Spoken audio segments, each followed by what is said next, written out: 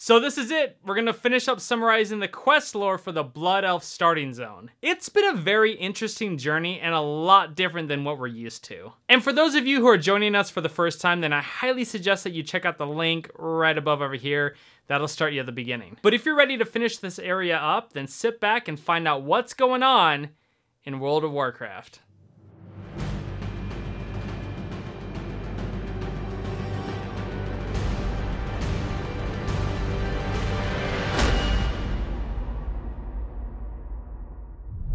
For those of you that are new to the channel and wondering what this is all about, as kind of mentioned before, I cover the quest lore that many skipped while leveling their character in World of Warcraft. And why am I doing this? So glad you asked. Well, I was one of those people who spacebar heroed through every single quest and never read anything regarding the story. So I'm going back and finding out what I missed, and then I'm sharing it with all of you. Saves you the trouble of having to go back and read everything on your own. So it's a win-win. Now, this zone has been a bit interesting, and I have some comments that I kind of want to go over, but we'll save that for the end. So let's continue the stuff going on with the Blood Elves. Last time we arrived at FARSTRIDER Retreat to help out with the Amani troll situation. Once you arrive, you speak to Lieutenant Dawnrunner. She tells you that the land that you stand on is basically the only land that the Blood Elves have any control of, and that the Amani trolls to the south have a very different opinion about that. The trolls have been sending daily raiding parties to this area, which can't be tolerated anymore. So Lieutenant Dawnrunner wants you to head south and teach the trolls a lesson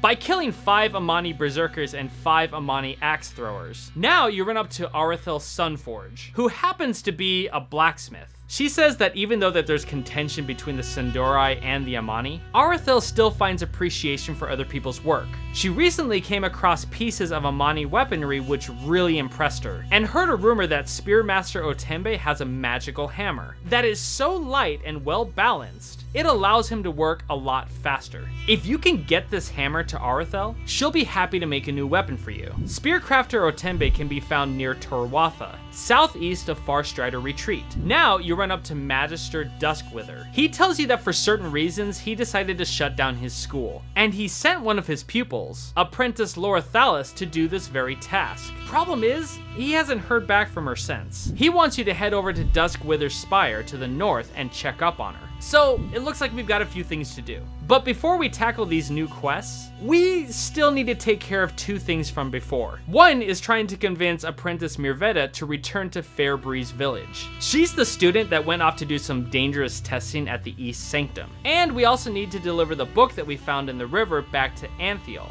pretty much taking the hit for those 2 apprentices that we found on the road. So now you head out to the East Sanctum, and once you arrive, you speak to Apprentice Mirveda. She says that it's nice that her old mentor sent someone to check up on her, but that it's also a shame that she lost faith in Mirveda's research. Pretty much she tells you to not waste your time trying to convince her to return back to Fairbreeze Village. Oh yeah, it's about that time.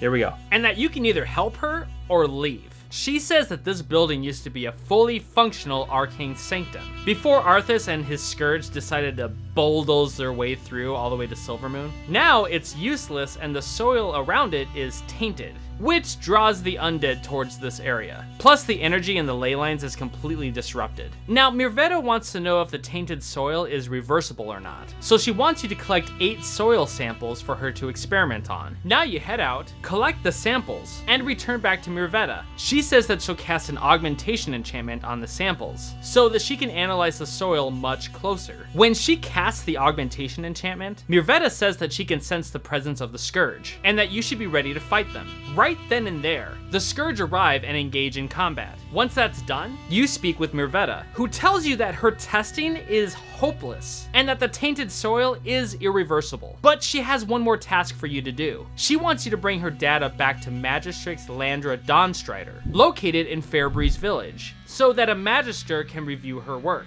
From here, you head out and travel back to Fairbreeze Village. Once you arrive, you speak with Magistrix Landra Dawnstrider. When you hand her the data from Apprentice Mirveda, Landra says that the information is shocking, and that she'll notify the Grand Master right away, stating that with the soil in the Dead Scar irreversible, this gives them more reason for their race to escape this world and find their true fate in Outland. Now you leave Fairbreeze Village and make your way north to Still Whisper Pond in order to drop off Anthiel's elemental grimoire. Upon crossing the Dead Scar, you run into Ranger Jayla, who says that the Dead Scar is a permanent reminder of the day that Arthas led the Scourge into Silvermoon. The problem is, it's more than just an eyesore, because the Dead Scar still brings in Scourge from the Ghostlands. She wants you to help her men in killing 8 Plaguebone pillagers. Just gotta keep the numbers down. So you head out and kill the 8 Plaguebone pillagers. Then you return to Ranger Jayla to report. She says that they don't anticipate the Scourge letting up their attacks anytime soon, but they still appreciate any help that they can get.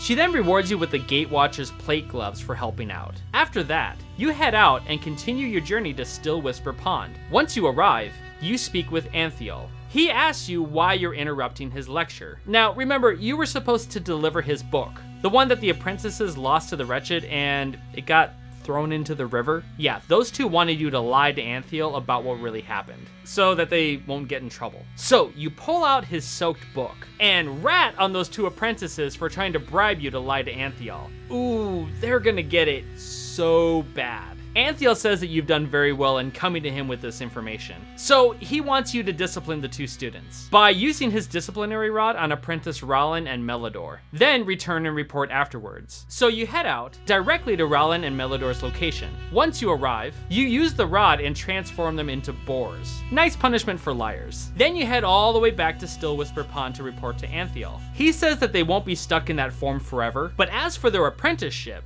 that they'll have to earn back. For having done this, he rewards you with the Magister's pouch. Now that you're caught up with all those former quests, you head out and make your way to speak to apprentice Laurel Thalis. She was the student that Magister Duskwither sent out to close his school. Laurel Thalis says that it was nice that the Magister was concerned about her well-being, but that doesn't really matter right now, because Duskwither Spire, which is the school that's been talked about, needs to be shut down by turning off the power sources that supply it. Problem is, the Spire has been overrun by magical creatures. She wants you to head in there, kill the creatures, and deactivate the power sources inside using the deactivation jewel. Then return the jewel back to her once it's all done. Laurel Thalis also mentions that the groundkeeper, named Willithan, was never told to leave when everyone else did. Either they just forgot or nobody really likes the guy. So she wants you to find him and make sure that he's okay. Well, I guess that she cares about him. From here, you head out and make your way into the Spire. As you head through it, you deactivate the crystals one by one as you scale the stairs. Upon clearing the 2nd level, you come across a book, which happens to be Magister Duskwither's journal. And after a brief scan of it, you learn that there were attempts at filtering corrupted magical flows, which might explain what happened here with the magical creatures showing up and all. Now you head up to the 3rd tier and deactivate the final crystal, only to teleport down from the Spire. With that done, you head out to search for Willithan, the groundskeeper. Once you find him, he's pretty upset that nobody told him to get out when everyone else did, but he's pretty dedicated to his job, and says that he needs help clearing out these monsters if he's to maintain the grounds. So he wants you to kill 6 mana serpents and 6 ether fiends. So you head out and kill the 6 mana serpents as well as the 6 ether fiends. Then you head back to Willithan to report. He thanks you and says that he hopes that this place is completely cleaned out before the Magister returns. He then hands you some coin for helping out with the situation, and hopes that you'll put an end to a few more creatures on your way out. Now you head back to speak with apprentice Laurel Thalis. Once you arrive, you tell her that the Spire is now shut down. She's grateful, but really saddened to hear that some of the students within the Spire have fallen to their addiction to magic.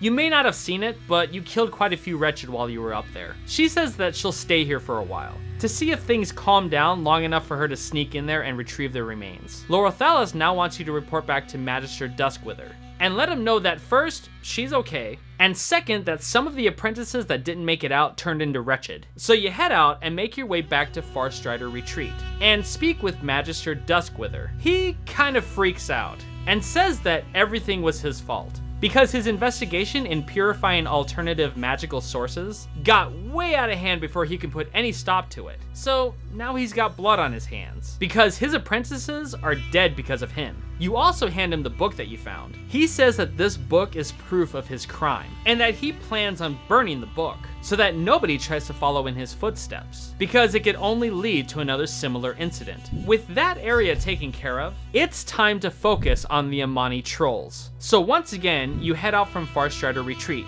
and arrive at TOR'WATHA. Once there, you kill the 5 berserkers, the 5 axe throwers, as well as spear crafter Otembe, and loot him for his special hammer. You also come across a cage with a troll inside named Venzashi. He's a member of the Dark Spear Trolls, and according to him, the Dark Spears and the Amani, yeah, they don't get along very well. Venzashi tells you that the Amani leader, named Zul Marash, poisoned him, and left him in this cage to die. Now, Venzashi isn't afraid of death, but he can't die in peace until he knows that Zul Marash is dead. So he wants you to cross the lake, enter TOR'WATHA, and kill Zul Marash, bringing his head back as proof of his death. So you head out, and cross the lake to enter TOR'WATHA. Once you arrive, you head to Zul Marash's hut, and once you're at the top, you engage in combat until you're able to remove his head. But when you do, you find a map on his body with arrows directed towards Farstrider Retreat and Fairbreeze Village. Clearly these are battle plans and should be shown to Lieutenant Dawnrunner. From here, you head back to TOR'WATHA and speak to Venzashi. He says that Zul Marash had it coming. Then he begins to tell you a little bit about what happened. Zul Marash burned down Zenzashi's village, and Venzashi was able to kill a lot of Amani trolls before they put him in the cage. Before the poison takes his life, he tells you that he hid something in the sand, and says it's a gift for you. Here's the thing, we don't know where his village is. Plus, we don't have anything to go off about what was buried in the sand. Now, I'm assuming that if you played a different class, then it's a reward of some sort and he just gives it to you. But if that's not the case, I've searched high and low on the internet to find an answer to this and I've come up with nothing. So if you know a little bit more about this, then go ahead and comment down below, because frankly, I'm very interested to find out. From here, you head out and return to Farstrider Retreat. Once you arrive, you speak to Lieutenant Dawnrunner and report on killing the berserkers and the axe throwers, as well as deliver the battle plans that you found on Zul Marash's dead body. Lieutenant Dawnrunner says that the Amani have kept us pinned here while planning an attack on Fairbreeze Village, and that she didn't see this coming at all. She now wants you to return to Fairbreeze Village and tell Ranger Degolian to prepare for a troll attack. Even though Zul Marash is dead, being prepared would be the best thing that they could do right now. So now you run up to Arethel's Sunforge and hand her Otembe's hammer. She says that with this tool, she'll be able to complete several of her unfinished projects, and rewards you with the first one being the Farstrider sword. Now, you head out and travel all the way back to Fairbreeze Village. Once you arrive, you run up to Ranger Degolian and tell him about the possible troll attack. He says that the information that you brought him is of vital importance, and now that they know about the troll's plans, the people of Fairbreeze can prepare for an attack. He then rewards you with the blackened plate girdle for having given him the heads up. Now that all of this is done, let's go back a few episodes. Remember the courier? He was trying to deliver a letter to Arcanist Vandril in Tranquillian, located in the Ghostlands. I'm happy to say, it's time to head out there. So you leave Fairbreeze Village for the last time, and make your way down south, entering the Ghostlands, to complete the courier's errand by delivering the important letter to Arcanist Vandril in Tranquillian.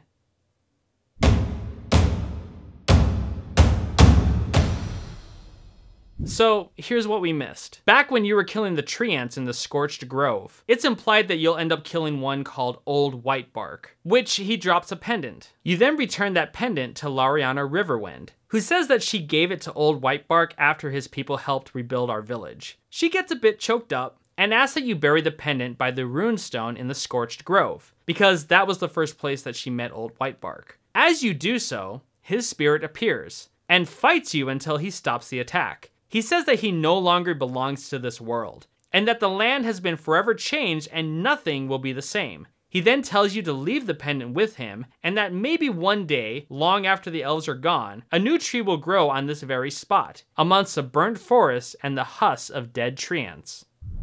And that is that for the Blood Elf starting zone. Now, I just want to go over what we learned about this place. And there have been many comments talking about why this area is the way that it is. So here's the thing, Blizzard, if you don't update old content with current and future mechanics, it can possibly and most likely will ruin that content as far as storytelling goes. A lot of Blood Elf fans have messaged me and they're like, hey, you forgot this quest, or hey, you forgot to do this or that. Yes, I may have missed a few quests that I had to go back and do, like the old White Bark event. But it wasn't because I forgot about them, because how can I forget something that I never knew existed? The reason why I have a problem with this type of storytelling, because it doesn't guide you where you exactly need to go 100%. There were some forks in the road, and when you present forks in the road, that story now becomes a choose your own adventure. Which, yes, that might sound really good for a game, but when it comes to this game, it needs to be streamlined. Now, I could have gone through the list of quests on Wowhead, organized my path on where to go and whatnot, but as an editor with a lot of other stuff to do, I just don't have the time to put that into my process. In the end, I shouldn't have to miss a quest, nor should anyone who plays through this zone, because there should be an element of guiding you to the stories that are being told. So I'm really glad that Blizzard decided to fix this when Cataclysm launched, for the most part. Next week, I'll be covering the new starting zone that's coming out with Shadowlands, so make sure to check that out when it drops. And I want to thank the Patreon members for making this stuff possible. Your contributions help out so much with the costs that go into making all these videos. If you'd like to help out with the channel, then go ahead and check out the Patreon link down below. Like and subscribe, and we'll see you next time when we find out what happens next in the Tales of Azeroth. And that the Amani trolls to the south have a very different perspective. How did I write this? Ugh.